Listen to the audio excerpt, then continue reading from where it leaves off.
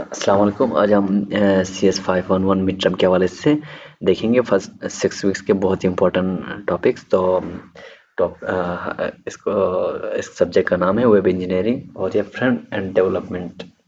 जो हम अभी कर रहे हैं वो फ्रंट एंड डेवलपमेंट वाला है। तो हम सबसे पहले देखते हैं तो architecture of web based system. तो इसका डेफिनेशन है the architecture of a web based system defines how component like client server database and network interact to deliver web application. Example में आता है ब्राउज़र क्लाइंट कोई ब्राउज़ करते हैं और वो वेब सर्वर को जाते हैं, वेब सर्वर और के जो एप्लीकेशन लॉजिक्स है वो लगाते हैं, फिर वो डेटाबेस से डेटा फेच करते हैं और फिर आपको वापस दे देते हैं। इसको कहते हैं response to browser. Very important understand it client server interaction for exam. आप एग्जाम के लिए इसको ज़रूर याद कीजिएगा। HTML basics HTML structure web pages example ये है कॉमन HTML टैग्स। ये बहुत कॉमन है H1 से लेकर 6 तक। P पैराग्राफ, A कोई भी लिंक, इमेज के लिए। लिंक्स में आता है हाइपरलिंक बिटवीन पेजेस और साइट्स। लिस्ट आता है order list, unorder list. Example में आता है UL unorder list. List L I मतलब लिस्ट आइटम में एप्पल है, दूसरा आइटम क्या है, बनाना है। Semantic in HTML5. The semantic text improve readability and SEO. Header, nav, section, article. ये क्या है? HTML5 semantic in HTML5 semantic है। ये क्या है? अगर आपको पूछा जाए कि कुछ semantic टैग्स लिखें तो आप क्या लिखेंगे? Header tag, nav tag, section, article, footer. Example है आर्टिकल H2 में इन्होंने न्यूज लिखा हुआ है, P में लेटेस्ट अपडेट लिखा हुआ है, ठीक है। आर्टिकल टैग यहीं पे खत्म होता है। CSS basic है introduction to CSS styles, HTML element, colour, font, layouts. Example है P इन्होंने पैराग्राफ को फिर से कलर दिया हुआ है, colour blue, font size 16 pixel. CSS selector क्योंकि सेलेक्ट करते हैं एलिमेंट, क्लास और आईडी। एलिमेंट मींस टैग्स, यानी टैग एलिमेंट P को आपने यूज किया, इसका मतलब आपने पैराग्राफ वाले टैग को यूज किया तो ये एलिमेंट के तौर पर यूज होगा। इसके साथ कुछ भी नहीं लिखना।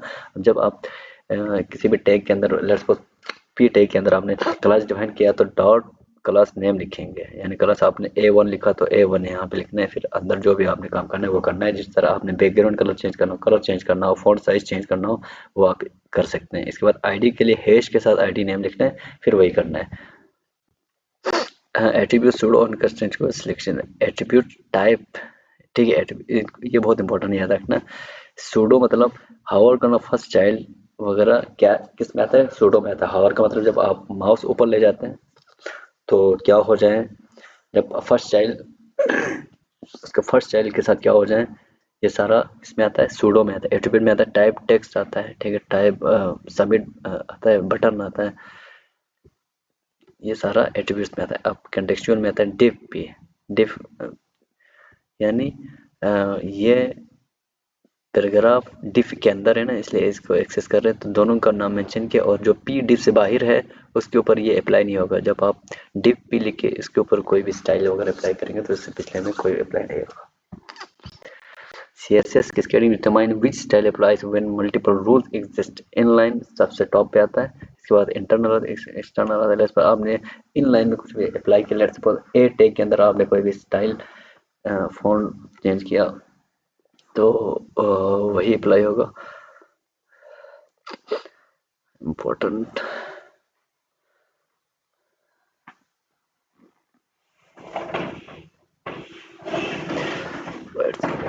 मॉडल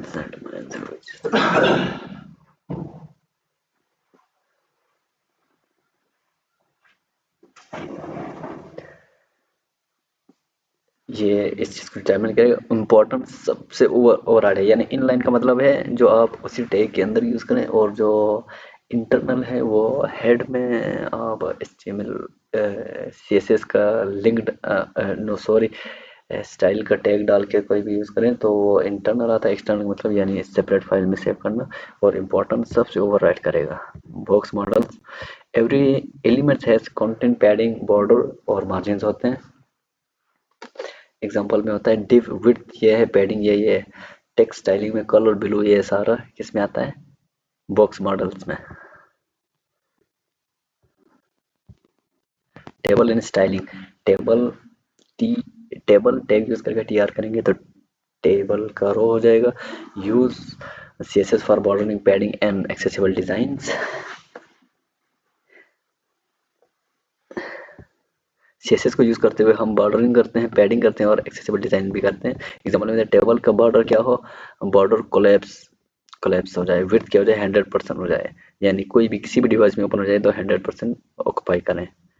TH इसको लिक्विड वो भी कहते हैं।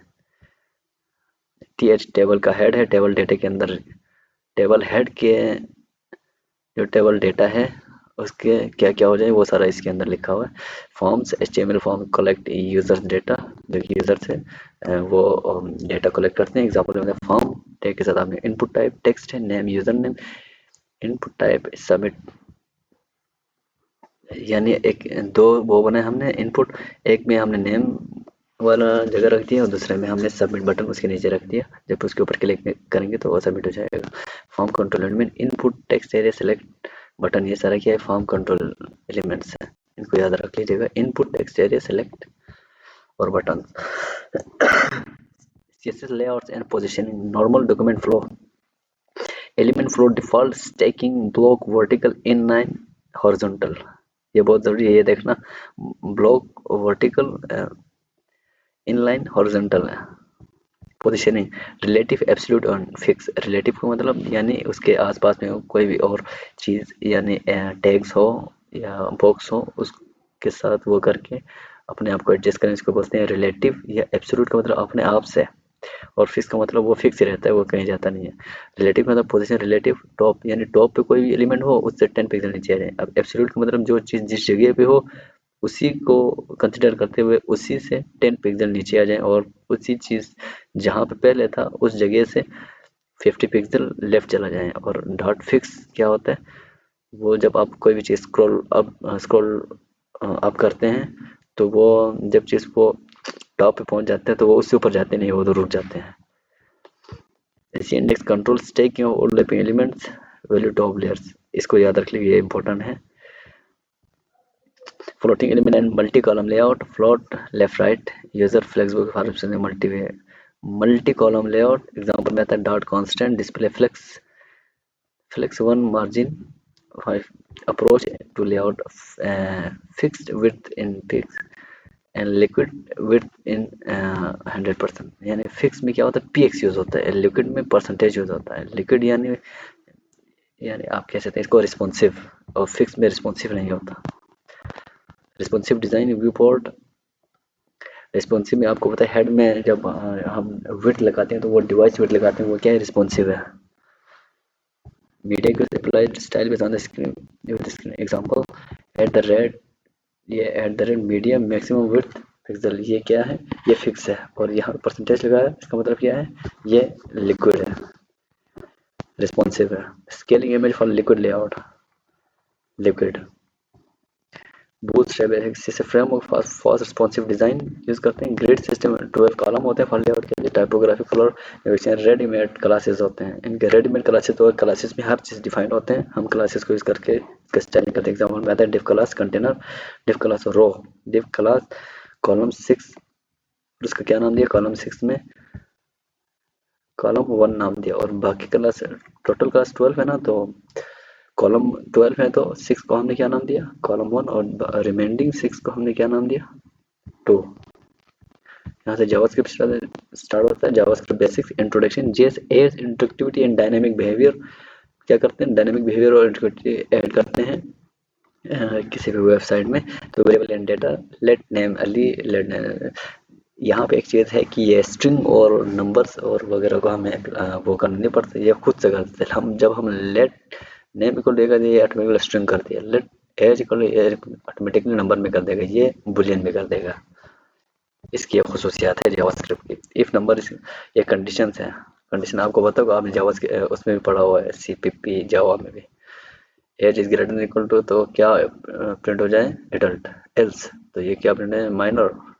एरे लेट फ्रूट, यानी एरे का मतलब है एक ही चीज में मल्टीपल वैल्यू स्टोर करना एरे होता है। कंट्रोलर फ्रूट 0, यानी 0 इंडेक्स जो हो वो प्रिंट हो जाए तो यानी एप्पल प्रिंट हो जाएगा। लूप्स में फिर वही है, ये बहुत ईजी है, ये आपको आता होगा। लेट आई इक्वल टू 0 और आई डिक्रीज स्मॉलर देन 5 आई इंक्रीमेंट होता है और कंसोल क्या होता है आई वो होता जाए प्रिंट होता जाए। तो सबसे पहले आई 0 प्रिंट होगा, फिर 1 2 3 4 4 पे जब ये 5 हो जाएगा तो ये ग्रेटर ये कंडीशन फॉल्स रहेगा तो वो यहाँ से प्रोग्राम टर्मिनेट हो जाएगा। ऑब्जेक्ट ऑब्जेक्ट उसको कहते हैं जिससे एक चीज़ में हम मल्टीपल वैल्यूज को स्टोर करते हैं, उसको बोलते हैं ऑब्जेक्ट। अब यहाँ पे console dot log person dot name लिखा हुआ है, इससे ये अली प्रिंट हो जाएगा, ठीक है। पर्सन डॉट एज कर देता है 25 प्रिंट जाता। Function nested call back scope, ये तीनों फंक्शन हैं। एग्जाम्पल में function greet name, console dot hello name. जब हेलो के साथ जब आप नाम इंटर करेंगे ग्रीट में तो हेलो आपका नाम आ जाएगा। एक्सेप्शनल हैंडलिंग ट्राई, पहले ये ट्राई करेगा, ये और टॉपिक है एक्सेप्शनल हैंडलिंग, ये आपने पढ़ा हुआ है। ट्राई पहले ये ट्राई करेगा कैच एरर, अगर ये हो जाता है ठीक है, नहीं हो रहा तो ये प्रिंट हो जाए error. Built in objects math, ये सारे बिल्ट इन ऑब्जेक्ट्स हैं इसमें जावास्क्रिप्ट में। Date math string and navigator. Object prototypes, extend object using prototype. document object model accessible accessing elements let el document dot get element by demo, यानी आपने एक class बना हुआ है और आईडी दिया हुआ है उसको डेमो टैग में किसी भी उसमें वेबसाइट में। लेट्स सपोज आपने ए टैग यूज किया लिंक डालने के लिए और उसमें एक आईडी असाइन की डेमो, तो आप उसको एक्सेस कर सकते हैं इससे। मॉडिफाइंग, अब मॉडिफाई भी कर सकते हैं। el डॉट इनर टेक्स्ट, ये इनर टेक्स्ट लेट्स सपोज आपने डेमो नाम दिया हुआ, डेमो आप ऊपर मेंशन करेंगे, फिर डॉट ये सारा ब्रैकेट और ये कामा शामा लगा के फिर डॉट इनर टेक्स्ट में आप क्या कर देंगे हेलो वर्ल्ड लिख देंगे, तो जो आपने उस टैग के अंदर लिखा हुआ है वो चेंज होके हेलो वर्ल्ड हो जाएगा और उसका कलर क्या हो जाएगा ब्लू हो जाएगा जब आप ऊपर आगे मेंशन करेंगे। तो क्रिएटिंग एलिमेंट, आप एलिमेंट भी क्रिएट कर सकते हैं। ये पी किया तो इन्होंने क्या किया न्यू पैराग्राफ। अब रिस्पॉन्सिव डिज़ाइन जाहिर बात है जो हम ऑलरेडी मेंशन कर चुके हैं, लेकिन ये नीचे बहुत इंपॉर्टेंट टॉपिक्स है, ये मैं आपको मेंशन किया हुआ है जो हम कुछ कवर कर चुके हैं।